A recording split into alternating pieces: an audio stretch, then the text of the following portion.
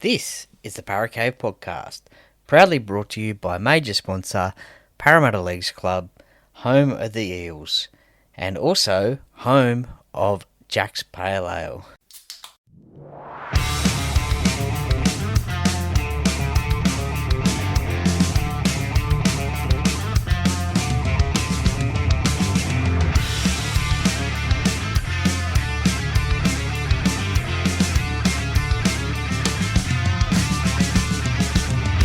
Welcome to another episode of the Para Cave Podcast. And now over to your host, Troy Warner, broadcasting live from the world-famous Para Cave. All right, there you go. Welcome back to the Weekend Sports Wrap. So that was Detroit Rock City there, and that is a tribute to Ace Frehley, who passed away today. Troy Warner, how are you going? Going fantastic, Duckman. Geez, we've had a great couple of weeks of sport, haven't we? We've had the NRL Grand Final, we've had Bathurst 1000, we're going to go into the Pacific Championships, and then the week after going into the Ashes for the Rugby League. So, yeah, great month of sport, great couple of weeks so far. Yeah, it's absolutely huge. So, and it started way back a few weeks back, so it's been good. The whole semi-final series, I have to say, has been pretty good with the football this year because realistically, the Broncos won the grand final, but once it got into the finals, pretty much anyone had a chance that, like, there was no team stand out that good that you just go, oh, yeah, they're 100% shoo-in. But Penrith looked pretty good at the start of the final series, but they had a lot of work to do and they just pulled up short. Broncos had the firepower and they got the win. I didn't predict it. I didn't think they would. I thought that Melbourne would win, actually. And, yeah, there you go. So what did you make of the grand final anyway, the Broncos versus Melbourne? Yeah, look, it was a really great game as well. One of the classic grand finals. Melbourne, they were in control that first half.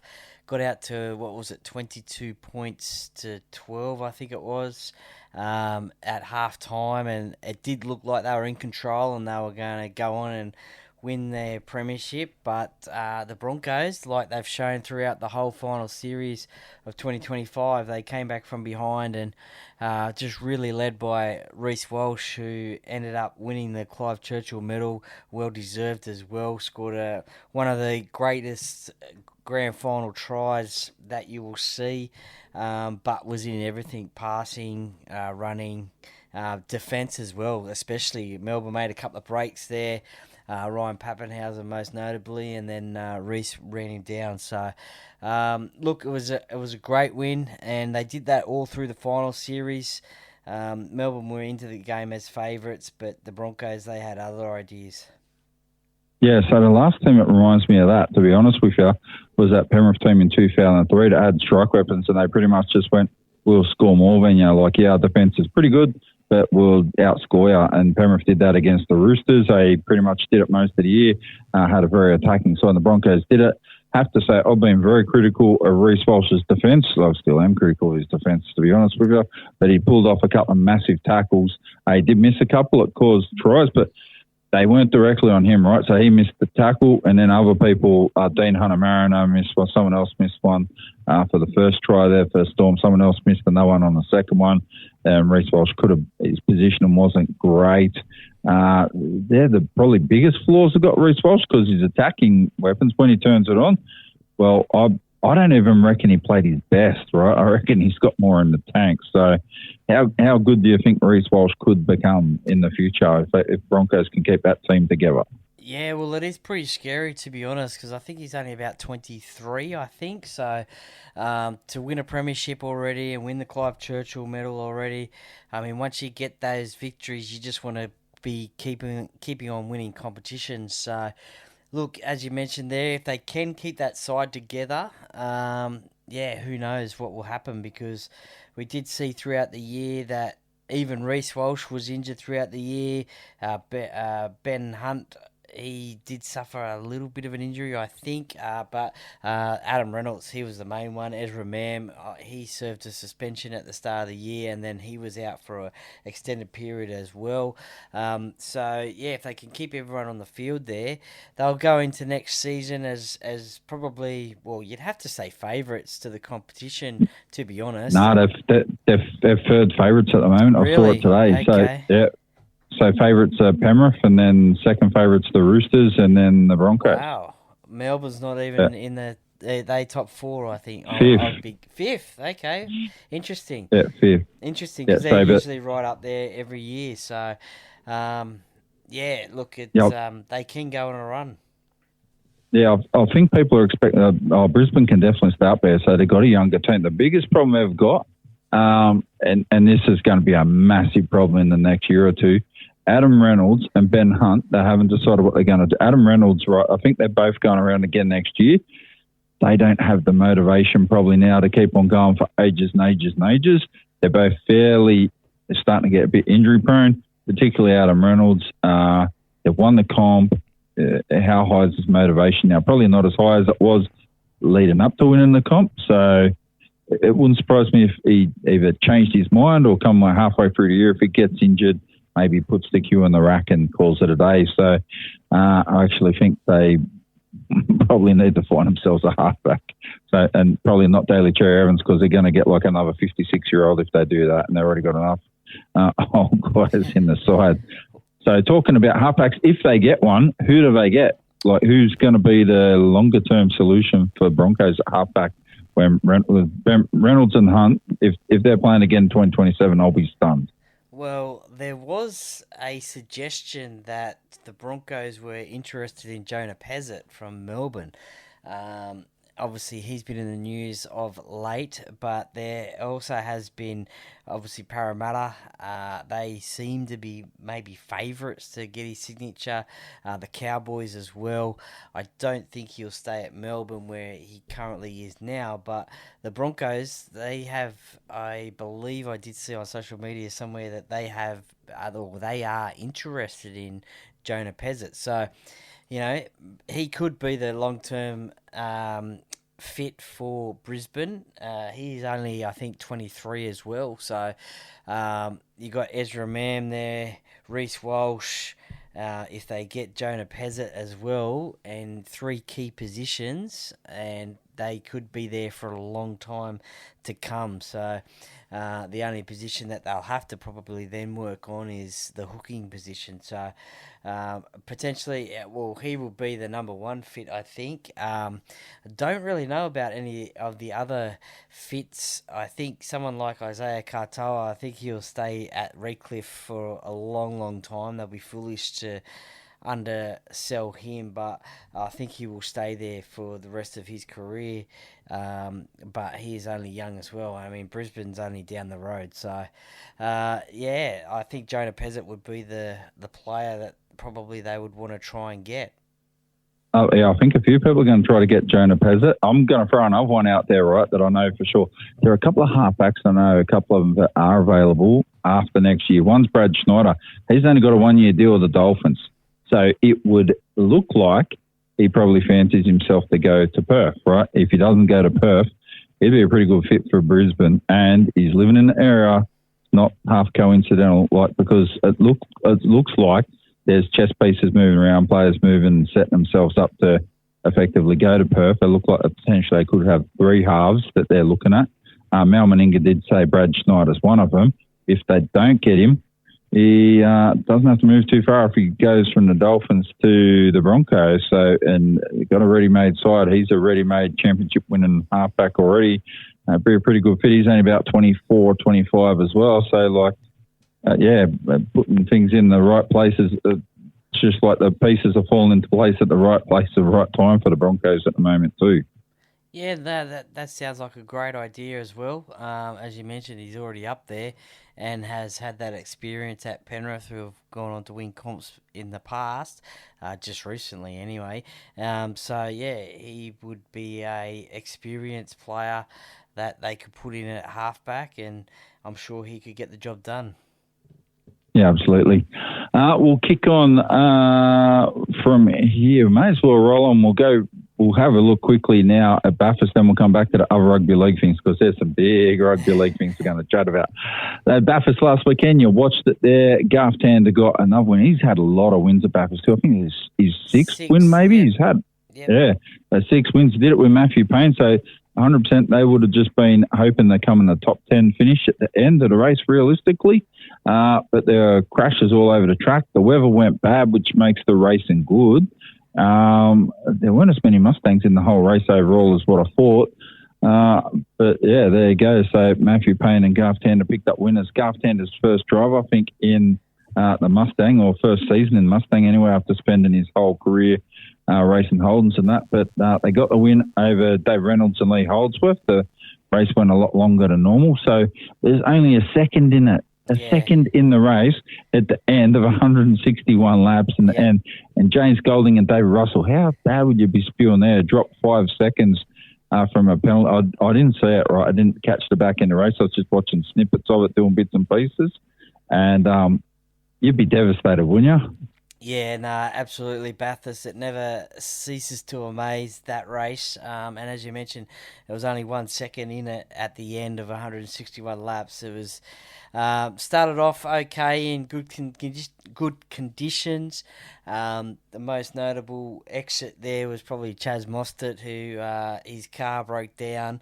And then he just walked over to, it was on Conrad Straight just before the Caltex Chase, that's showing my age there, the chase at Bathurst. And there's a famous guy there called Robbo, and he invited him in, and someone gave him a beer, and he just had a beer because he wasn't going back. I was actually thinking at the time, is there any way that he could get that car started again? But if he's had that beer, he won't be able to go back racing. But no, the car was dead. It wasn't going anywhere. So he just stayed there for a while, took some selfies, and it was a great image. Everyone's calling him the Australian. It should be the Australian of the Year. But then, the last, probably 40, 50 laps of the race, that's when the weather turned bad with the rain. It could have even been more. And then every now and again, someone would run into the wall. I think you had Richie Stanaway. You had, I think, Jamie Feeney. Brock Feeney. I'm getting my Feenies mixed up there. Brock Feeney, he went into the wall as well.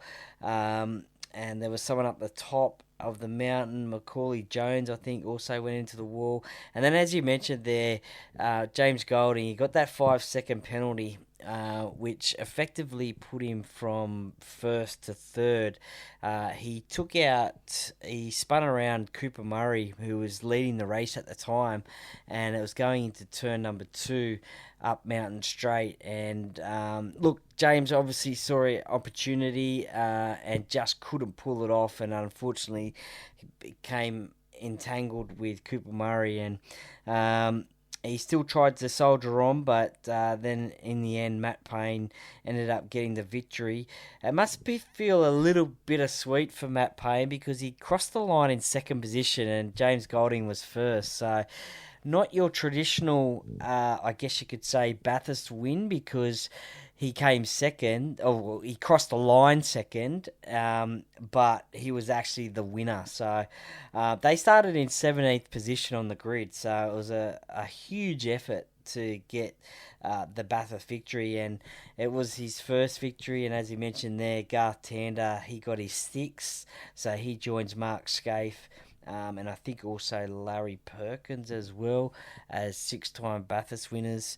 I could be wrong there, it could be Jim Richards, but so it was every year, every October, the week after the NRL Grand Final, it just for every day from Thursday to Sunday, there is always something that happens in the V8 Supercars, and next year we'll see Toyota in there as well, so pretty excited to see that one. Yeah, so I heard there's going to be a big push from the Australian car market, seriously, to have EVs racing in Bathurst. Do you reckon that's how they're going to get No, I don't think that'll work. I mean, some of the cars already have enough electrical problems as it is, so I don't think they'll. I don't think that'll happen. Yeah, because turn a 6-second pit stop into a 45-minute wait while you're charging the battery. It'd take 2.5 days to do a Bathurst race. Yeah. When you've got to charge the car overnight too, because it's too dark, and batteries don't charge quite as good. That'd be terrible to watch. All right, let's have a look at the NRL. Back to the NRL. Peter Volandi's come out with a massive statement the other day, so I'm going to read the actual statement now from Australian Rugby League Commission. I think he sounded pretty happy about it. So, player prohibition. Any NRL player who negotiates, signs or enters into a letter of intent, playing contract or any form of other agreement, whether written or verbal, with a football competition, league or organisation. You reckon they're talking about a sporting organisation or any organisation? Oh, look, well, he's saying unrecognisable football competitions. So Yeah. I guess they're the ones that they don't know about. Like can't be Super Rugby, can't be the AFL, or can't be the A League because they're known. Because what about if you sign? What about if a player? So I'll keep on going through there. So, or organisation not recognised by Australian Rugby League Commissions, with the bit we're talking about there, as the National Sporting Federation will be banned from participation in the NRL and ARLC sanctioned competitions for a period of 10 years. Guess what's dropped into this mix? What's that? Those Indigenous competitions. Oh, so really? They've said that. Yeah, they fall into it as well. So they've said to the NRL players, if you play in it, that's a breach. So people have said that they're calling them on it now. Like, what are you going to do about that? And they're like, oh, no, we're not allowed to play anymore. That's it. You'll be looking at a ban. So, like, this has got other roll-arounds. That's why I think it's hilarious. So the wording's pretty funny. Organisation, I'll put it out there. I tried to put some things out in the media the other day and I got absolutely kicked in the head about it. Said, organisation, so does that mean I could sign for Coca-Cola, and if Coca-Cola employ me as, let's say, a sales and marketing rep, I'll go around and promote the company and that sort of stuff, and Coca-Cola have a team participating in R360 and I'm doing my promotional stuff and they need players because they don't have enough for the team and I go and play in that. And I'm paid by Coca-Cola to be a Coca-Cola sales rep and I'm promoting their company. What happens there? And people are like, you can't do it. Well, it doesn't say that you can't do it. So because they are recognised and they're not a sporting organisation. If you're playing a sporting organisation as a fundraiser for charity, well, what's the difference? So this is why now they've come out and said that. They've all of a sudden dropped this stuff about these Indigenous competition things. So I think they've caught it by accident, to be honest with you. Yeah, look, I really don't know about this because, I mean, they're saying also too whether it's verbal or written. Well, I mean, how do you prove a verbal agreement? It's pretty much he say, she said, whatever. But, you know, I think Lee Hatchapatelis, I think the former West Tigers chairman, and I think Bryden's lawyer, I think owner, I think he came out and said too that he doesn't know if the courts will find this appropriate because it could be a little bit of a restriction of trade on players on players. So he doesn't know how it will stand up in court either. So it's a weird one. Yeah. So I heard Lee's interview. What he said specifically was talking about employment law. Completely said what the court does in the eyes of the court. They want to try to do the best for workers to be able to do their best and have the best opportunities available to them in the workforce, which is to make money and provide for them and their families. So he said that under employment law in Australia, not only is it a restraint of trade, he can't see how that would be enforceable anyway, because the court is always going to support a worker to be able to support themselves. Now, otherwise they're going to need to be on government benefits or otherwise, and that's like you're not able to do that. So you're restricting their ability. This is where the restraint of trade comes in. You said that like it's not good business practice either. So it'll be interesting because if anyone had a previous contract to the NRL, and this is not in the previous contract or these rules, and your previous contract doesn't say any of these things, you effectively could run out and do something. And the other thing that come up is, all right, so it says any NRL player, right? So what about if you're not an NRL player anymore because your contract ends on the 31st of October, on the 1st of November you're unemployed and they ask you to sign and you do that and you're not playing for the NRL? Yeah, what's the difference? Yeah, well, that's the thing. If players are coming off contract and then they want to sign with this R360, well, they don't have a contract with the NRL, so you would think that they would be free to do whatever they want. It's the same as a player who. I mean, obviously, you don't want players signing 4 year deals and then breaking that a year or two into it. Someone came up with the idea the other day. If you sign like a 4 year contract, NRL contract, but you want to go to NRL, I keep on calling it NRL 360, R360, then you can go, but you don't get to come back if R360 doesn't work out for you. You don't get to come back to a club of your choice. You've got to go back to that club that you were contracted to, and for that amount of time, or just sit that out. The other, I did also hear someone else say that, for example, what happens if someone like Payne Haas decides, look, I want to give R360 a crack for a couple of years, earn the big bucks for a couple of years, but then I want to come back to rugby league. Do you think that they're going to let Payne Haas go to R360 and then ban him for 10 years and then not let him back into the NRL? No. Yeah, I'll give you an example. Sonny Bill Williams. I'll give you another example, right? So the whole thing there, what you're talking about, reminds me a lot of what's happening when Super League was coming through. But if you have a look at it, so Mark Spores from R360, what he said is it's just providing fresh opportunities for players. So recent announcements sadly have been anticipated. History shows when athletes are offered free choice and given free opportunities for them and their families, then the threats to those sportsmen and sportswomen follow. R360 is about empowering players, giving them rugby lovers and next generation of fans new platforms and opportunities to enjoy the sport we love. So we know there's much interest in understanding more about the global series we're building. We remain on plan and look forward to sharing and discussing the detail in the coming months. So they're still planning to start on October 2026. So in this article it says that they've been chatting to Ryan Pappenhausen, Cameron Munster, Payne Haas. So who I reckon they'll get? Pappenhausen, I reckon I think Zach Lomax has signed something. He'll probably be having second thoughts about it. He may be able to get out of it because he did this before the NRL's come out with this big statement. Roger Tuivasa-Sheck, I'd say he'll go. Jai Gray will be the one who'll probably have to think about this because he's going to take a big hit and he's only a young guy if he's thinking about coming back.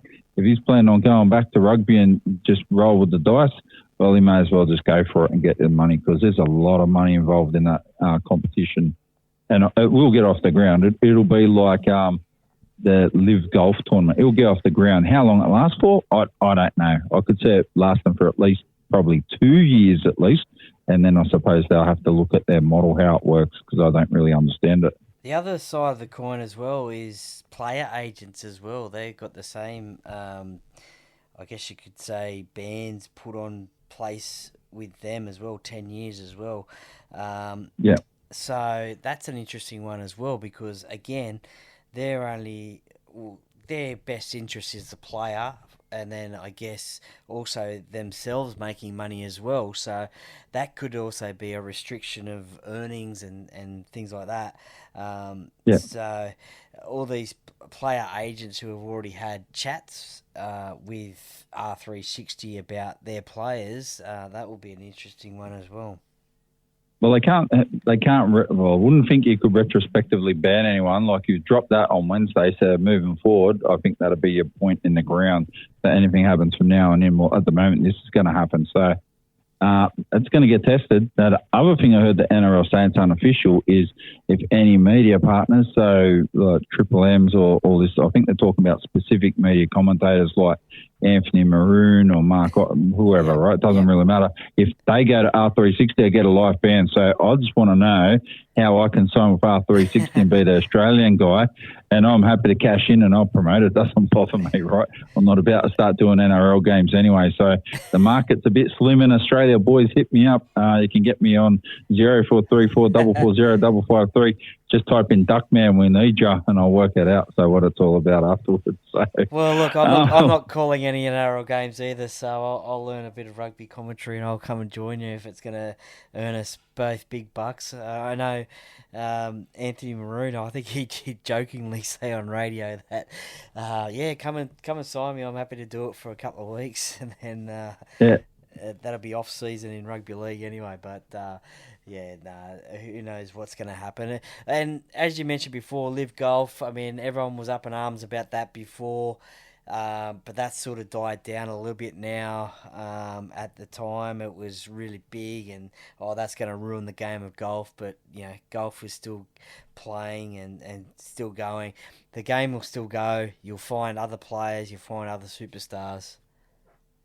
Yeah, 100%. So, yeah, got another one here for you as well. So, talking about Anthony Maroon, gave you a shout out the other day or a couple of weeks ago now on the radio as well. So, fill everyone in on that. What was that all about in particular, Troy? Well, it all started when I think it was Lou from the Lou and Jart show on Triple M. She didn't know who Hindy was, and I said, "Oh, how could you not know who Hindy was? I've got the Hindy fridge in the Para Cave." So, basically, what it is just a fridge, and I've just covered in Nathan Highmarsh stuff, and then I just sent them in some photos of it because they wanted to see it after I commented on it, and then they just did this little chat scene about it, and a little video. It's on their Instagram, and yeah, it's just a little funny little story. I mean, it's just pictures of Nathan Highmarsh on a fridge. Everything from his last game. I took some grass from ANZ Stadium at the time and stuck it behind sticky tape of his last game, and photos of when I've met him as well. And I've got a little Hindy figurine, and they jokingly joke that I do have a back in the COVID days when you could get your fan cutout and have it at the ground.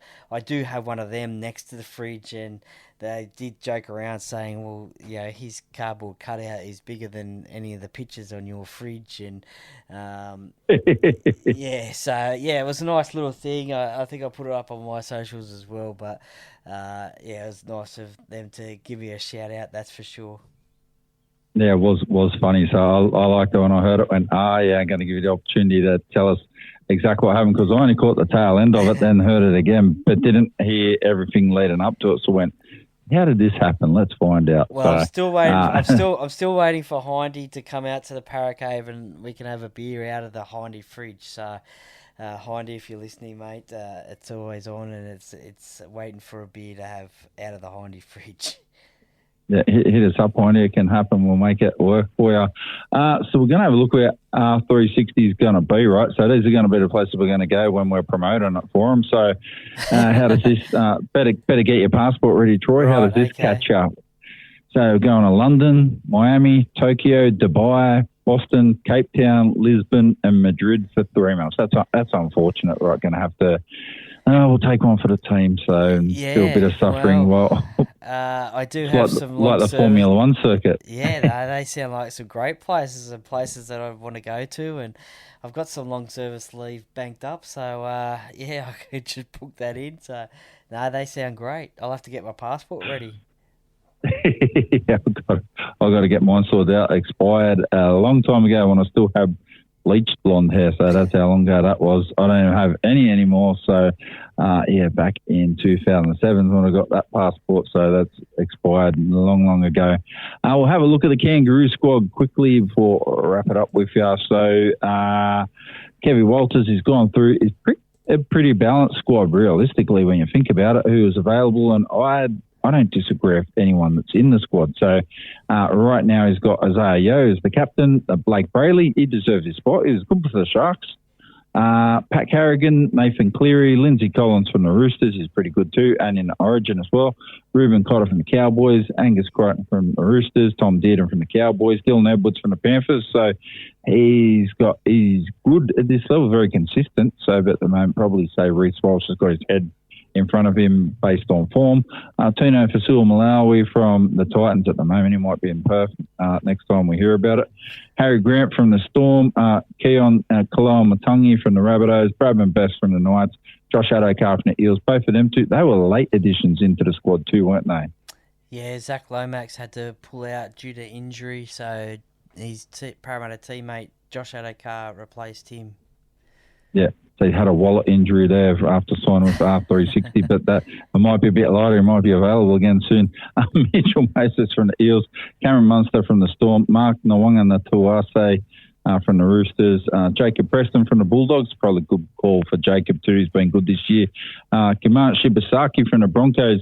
He earned his spot, right? He has come out of the radar, out of everybody in the NRL this year. So he's not a rookie because he's been around for a little while. Hadn't played stacks of games, only 50 games, I think, before this season. He's 27, but he 100% earned his spot. Lindsay Smith from the Panthers, who's testing the market at the moment, is grinding my gears a little bit. I think he might end up at Perth. Katoni Staggs from the Broncos. Ethan Strange from the Raiders, who well and truly deserved his spot as well. Reece Walsh from the Broncos, no surprise, and Hudson Young for Raiders. So there's no real surprises there other than Gemma and Shibasaki coming into the side, and it's on the back of good form. So the team's picked on form and quality. Oh, no problems with it. No, it's a very strong-looking Australian squad. 8 debutants, I think it is. And as you mentioned there, Shibasaki, what a season he has had. Train and trial, I think, at the Broncos at the start of the year. Cemented his first-grade spot. Ended up playing for Queensland in a Origin Series victory. And then now he's won a premiership at the Broncos. And now he's got Australian selection. So what a season he has had. Mark Nwanga-Nitawase, well, he will probably, well, he's been the form winger of the year. I think he was Dally M winger of the year as well. Top try scorer as well. So he will become a dual international, I believe, because I'm not sure what number it'll be, but he'll become a dual international because I do see him and Josh Adokar on the wings potentially. There's a good battle. So I think they'll be on the wings.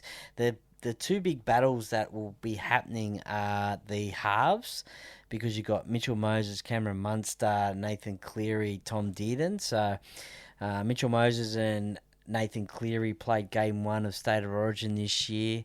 You would probably expect Cameron Munster to get the number 6 jersey, maybe Tom Dearden the number 14. And look, I do think that Kevin Walters is a big fan of Mitchell Moses, but look, I mean, how can you leave out Nathan Cleary?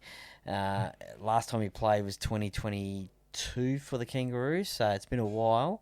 And the centre battle is going to be a good one too, because you got Bradman Best, Katoni Staggs, Shibasaki, who can play in the centres. So, no, it is a very good... Oh, the other big battle is the fullback position with Dylan Edwards and Reece Walsh. Do you go with the incumbent?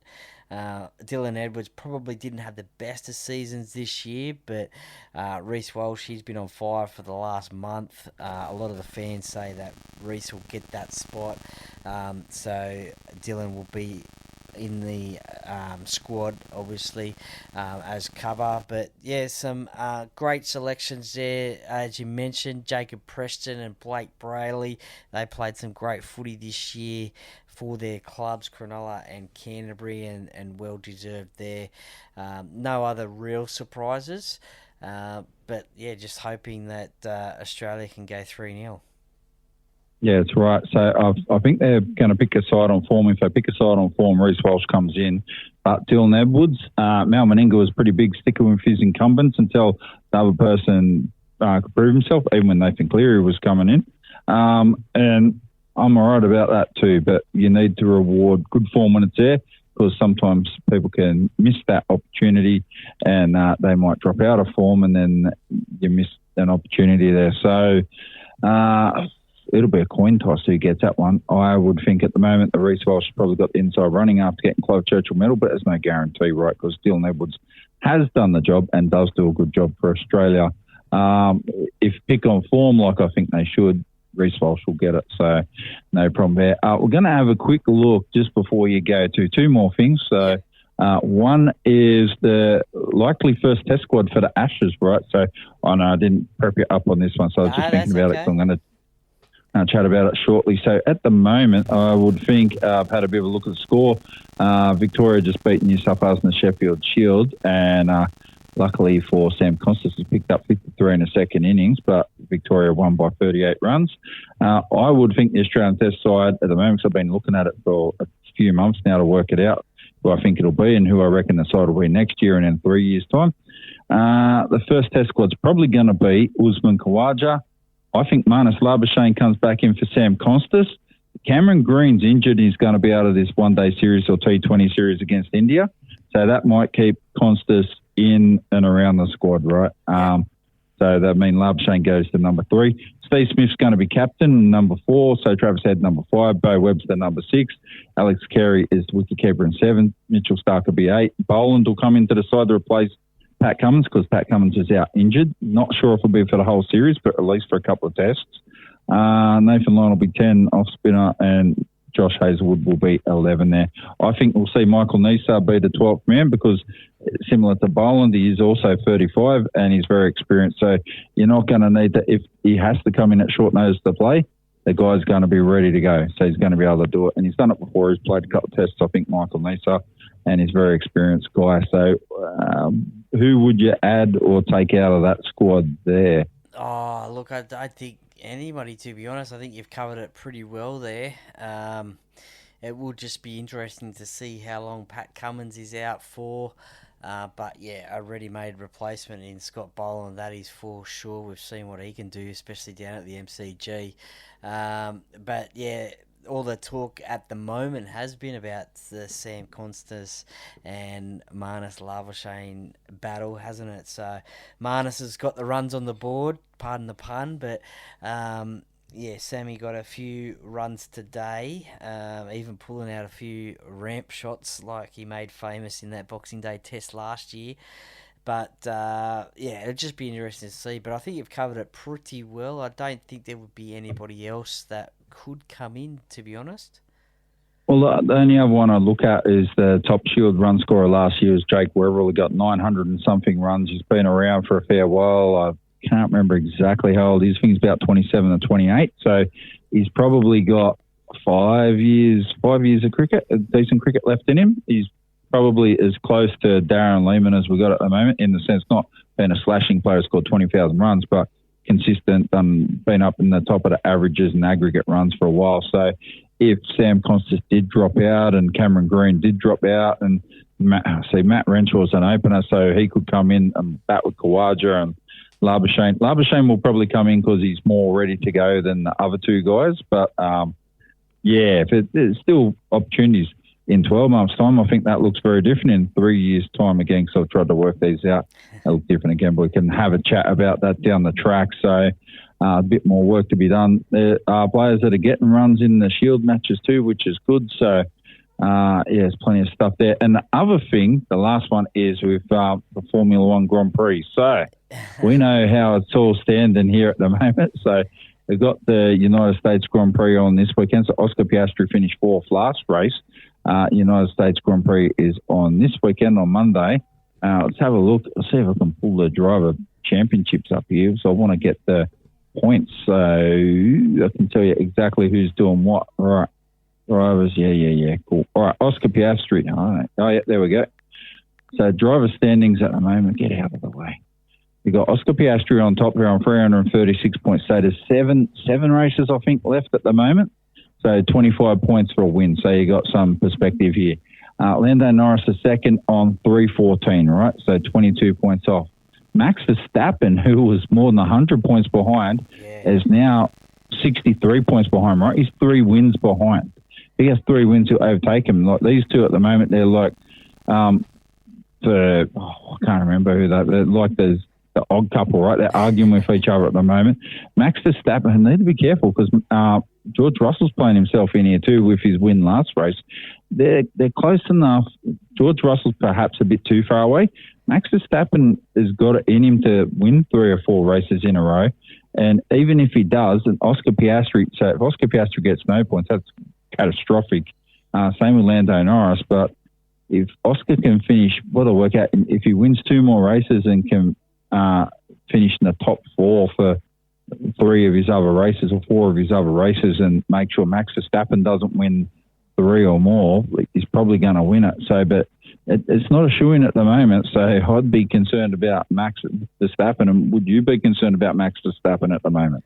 Oh, well, yeah, definitely. You cannot ever ride off a champion like Max Verstappen, who's won the last 4 in a row, I think. But yeah, Azerbaijan, that'll probably crew, or he'll be, Oscar Piastri will be worried about that one for sure, where he scored no points.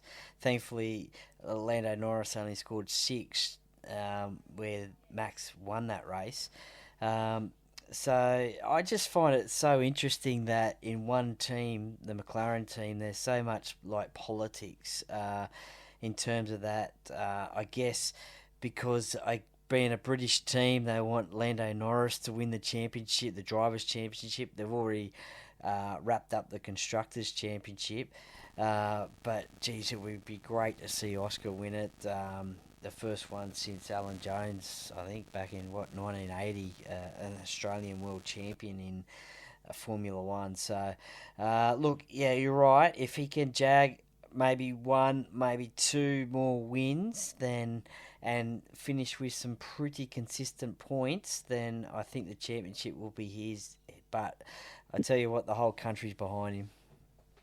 Yeah, so I'd say at the moment there's 6 races to go, including this weekend in the United States. So after that, I've got Mexico, Brazil, Las Vegas, Qatar, and Abu Dhabi, right? So Las Vegas, that's a tough track, right? So I wouldn't be counting that one.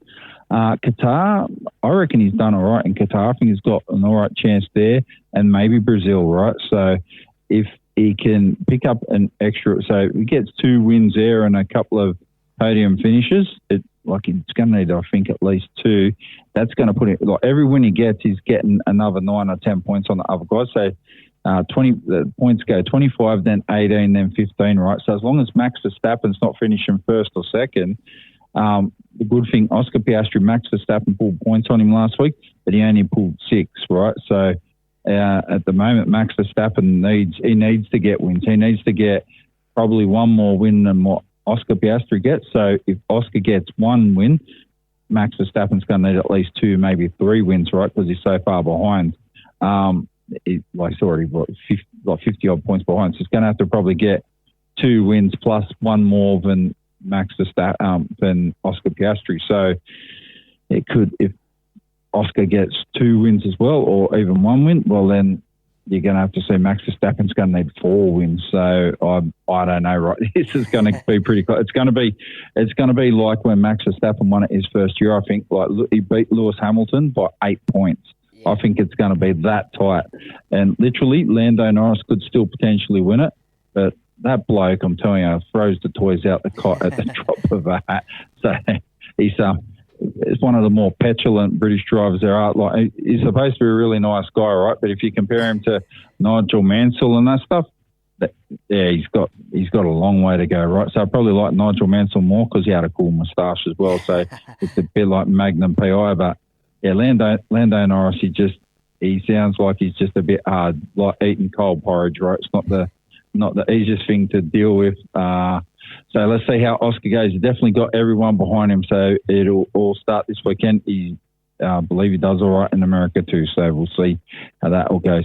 Anyway, Troy, thanks for joining me tonight. I really appreciate it at very short notice, and we'll have a chat again, probably no doubt, in the next couple of weeks and follow up and see how everything's going on with the Kangaroo Tour as well. Yeah, not a problem, Duckman. Sounds good. Always up for it. Yeah, absolutely. Thanks, Troy. Have a good weekend, and I'll chat to you again shortly. Thanks, Duckman.